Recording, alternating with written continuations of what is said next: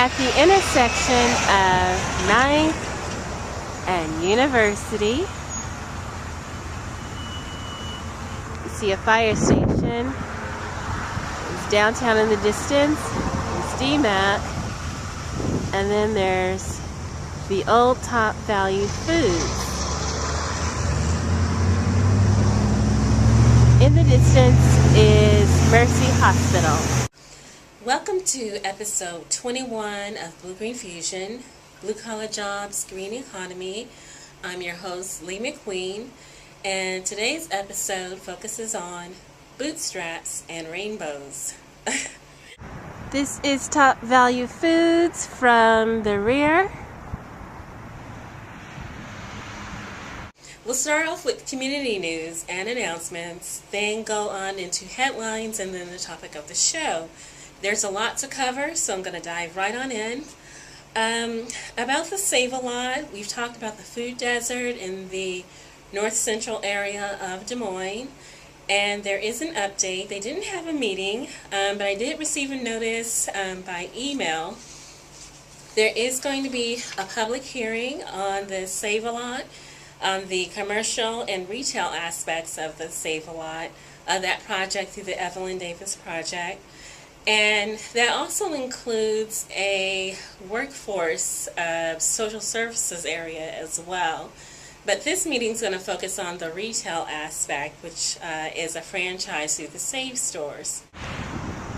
This is Top Value Foods from the front. And right over there is DMAC. Public hearing is going to be Wednesday, March 2nd. At 11 o'clock a.m. This is going to be at the Iowa Finance Authority. That's 2015 Grand Avenue in Des Moines. That's Top Value Foods. That's McDonald's. Just beyond is Quick Trip. They are going to discuss the Midwestern Disaster Area Revenue Bonds, and then the principal amount that's not going to exceed $5 million for the purpose of financing the cost of acquisition, construction, and renovation of a 35,745 square foot facility for retail, commercial, and government use. And that's going to be located at 801 University Avenue in Des Moines. And so paying for the costs associated with the issuance of the bonds is going to be the topic of discussion at the Iowa Finance Authority on March 2nd. I also visited the Parks and Recreation. And then also on that, as I mentioned before, all questions should be directed to Ray Brown at 515-991-7749, or you can email him at raymay2@aol.com to find out more information about that project. People at Mercy Hospital, I guess they eat at the Quick Trip down there, or maybe at this McDonald's. Sure would be nice if they could get some fresh food at the Save-A-Lot. Fresh, healthy food. Okay, I also made a visit to the Parks and Recreation meeting at the City Council chambers. That was this past Tuesday, excuse me. That was the previous Tuesday, February 2nd. Donald Tripp is the director of Parks and Rec. The topics of discussion were the McHenry Park Trail and Master Plan, Greenways land acquisition. They had this agenda, pretty much stuck to that. But they also, some information from the community, some concerns raised were tree removal and ADA compliance. So they had some accomplishments. The MLK extension is a complete street. There's a bike trail. And then Southeast 14th has bike trails as well. They're working on trail signage and then also Raccoon River Water Trail. Another topic of concern is power installations along the trail, whether they can do that and still comply with federal regulations. That's yet to be addressed. We have to... Can I have just 10 seconds? I know it's been a very long meeting, but I'm on the board on TV. I knew you were going to say no, so I keep allowing you. This is the industry magazine for parks and recreation professionals and interested parties around the country.